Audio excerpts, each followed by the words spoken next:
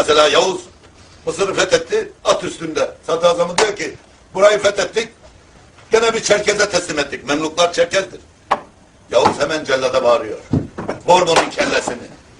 Sen ırkçılık fitnesi uyandırıyorsun. Kendisiyle Mısır'ın fethine iştirak etmiş paşanın şu söz üzerine hemen fethat. Niye bu ırkçılık fitnesidir? Biz buna Çerkez diye vermedik burayı.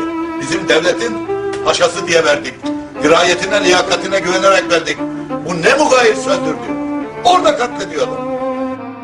Ben Sultan Selim Han, Anadolu'nun ve Rum'un ve Acem'in ve Türkmen'in ve Kürd'ün ve Arap'ın ve Kıpti'nin ve Ermeni'nin ve Gürcü'nün ve Tatar'ın ve Çerkez'in ve Ubıh'ın ve dahi ismini saymaktan yorulacağım milletlerin sultanı, Ümmeti Muhammed'in halifesi, Mekke ve Medine'nin hizmetkarı,